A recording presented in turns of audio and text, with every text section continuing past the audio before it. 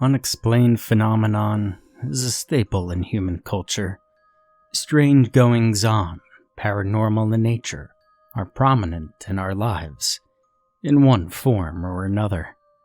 You may not think about them all that often, but there's always a piece in the news or a crazy story from a friend or passerby that makes you recall such strangeness. No matter how many times you forget about the subject, there will always be a moment that drags the notion back to the surface of your memory.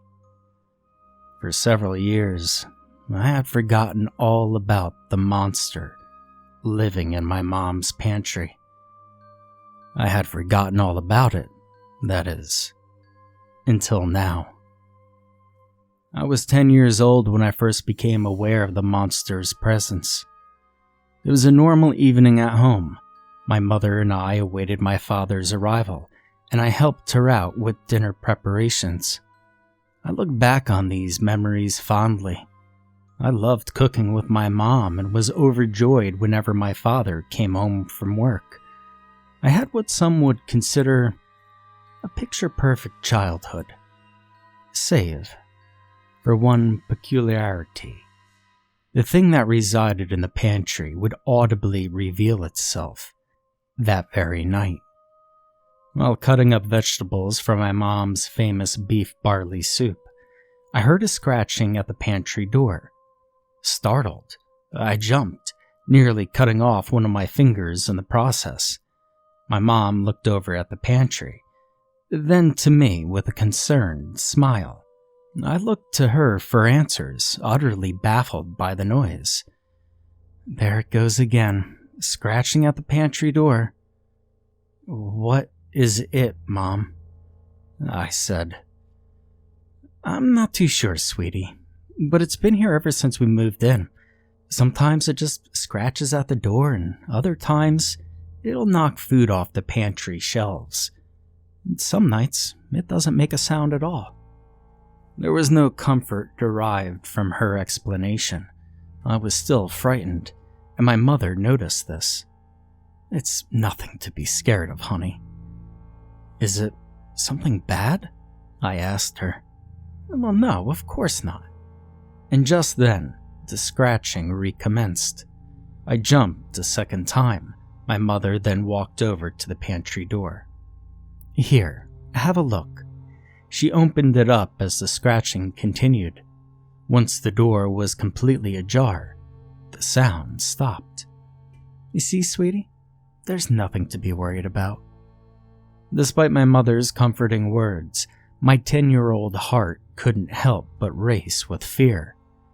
In the coming years, I continued to help her cook, but I never once set foot back in that pantry, convinced that the thing living in there was a monster out to get me. This fear was kept alive by the scratching that would interrupt otherwise happy moments. I ignored it the best I could, but sometimes I would just have to leave the kitchen. Eventually, the sound stopped altogether. It's now been many years since then, and both of my parents have passed away. In their wills, I was left everything, including my childhood home. It took me a while to come to terms with their deaths and move back in, but I eventually accepted the situation and embraced the living space where I grew up. It was the little memories sparkled throughout the house that helped me cope. Sometimes I would walk into the living room and see my dad sitting in his chair, smoking a cigar and watching his favorite sitcom. At other points, I would see my mother in the kitchen, making us dinner. These corporeal fragments of a time long since past kept me going. And after a while, the house felt like home again. Until one day. I had just arrived home from work when it happened. I sat down on my dad's favorite chair and flipped on the TV to unwind. Something crossed my mind. Minus the tobacco, I had actually become my father. This thought put a bit of a smile on my face as I reclined the chair to relax. The relaxation never came, though. as an all too familiar scratching sound emanated from the nearby pantry. My smile quickly vanished. I jumped up and ran to the kitchen to investigate. The scratching continued and increased in volume. I stared at the door, hoping an answer would jump out at me, but also hoping whatever was inside wouldn't do the same. Without many options at my disposal, I was forced to open it. Now, much to my anticipation, the noise stopped, and I found nothing behind the door but some empty shelves and an old broom. This was the same thing that happened when my mother opened the door many years ago. Now I was no longer a frightened child, but the sound's return was still unnerving. At least, it was at first. But after a while, it became nothing more than a bothersome fixture in my otherwise normal days. Whenever I came home from work, woke up in the middle of the night, or even sat down to watch television, that terrible scratching would invade my ear space, not stopping until I opened that damned pantry door. And this routine continued for over a year. One night, however, everything changed. I had just gotten home from a long day of work and flung myself into the comfort of my bedsheets. I wanted more than anything to drift off into a peaceful slumber, hoping the day's troubles would melt away in the form of happy dreams and restful sleep. But unfortunately for me, the moment my head hit the pillow, the scratching started up once more. I groaned in anger, not wanting to leave my bed for anything, much less that damned noise. Because of this, I made the mistake of not getting up right away. You see, I hit my internal snooze button and allowed myself to drift off for a few moments. And when I came to, something was amiss. Now, I didn't notice it at first, but the unsettling silence made way for a startling revelation. The scratching had stopped. How strange. It's never stopped on its own before. Perplexed, I jumped out of bed and ventured downstairs to investigate, and what I saw upon entering the kitchen alarmed me. The pantry door was wide open. That can't be. It was definitely closed when I got home earlier. Turning the light on only revealed the usual empty shelves. It wasn't until my hand met the wood of the door that I noticed something unusual. Embedded in the hard oak were deep gashes, claw marks that covered the entire bottom half of the door. Those weren't there before. What the hell is going on? My childhood was beginning to catch up with me. Memories of the pantry came bursting through the floodgates.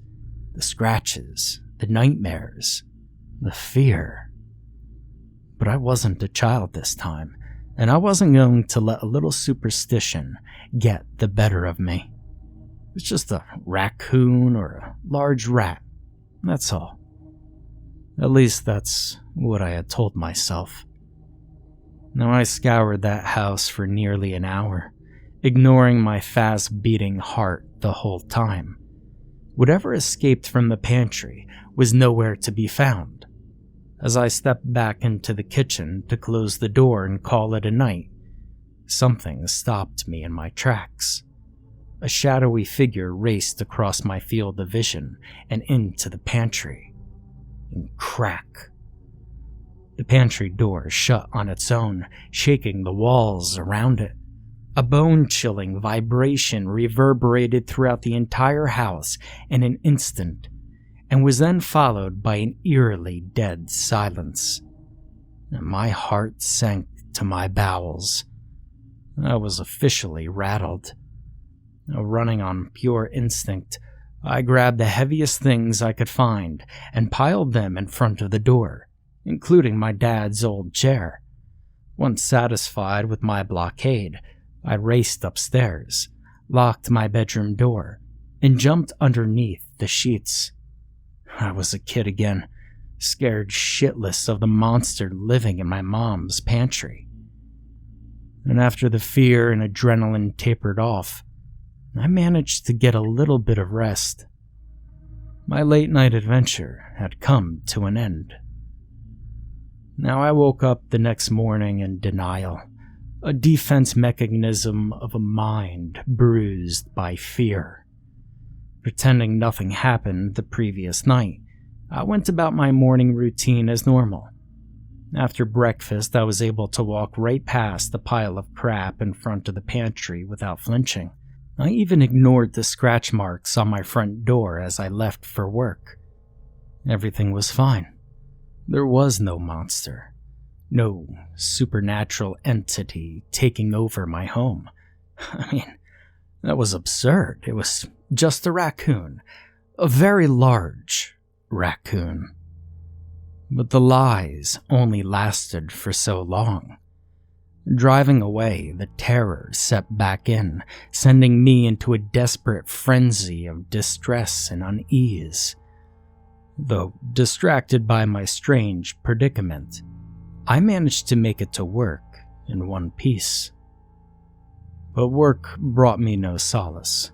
All I could think about was what awaited me at home.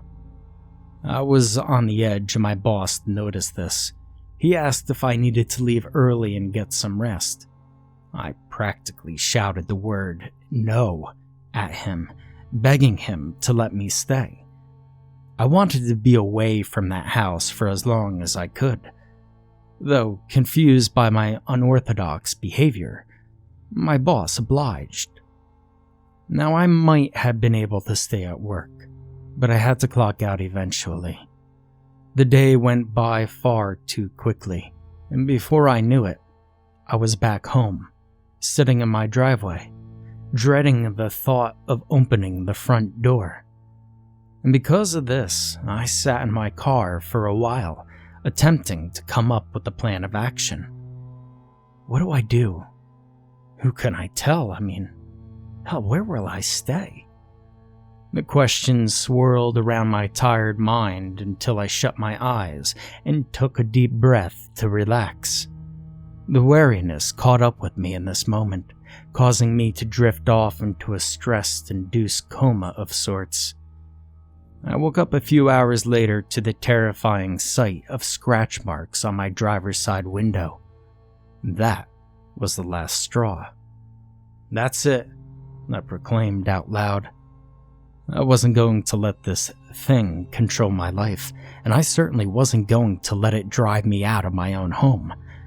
This is where I grew up, where I spent my childhood with my mother and my father. They were still with me, the recollections scattered throughout the house, reminding me of who they were and the impact that they've had on my life. Hell, no amount of scratching was going to tear through the memories I had of them. I was fed up. I got out of my car, walked up to the house, and I swung the front door open. I was greeted with the sound of scratching, but this time, it was louder than it had ever been before.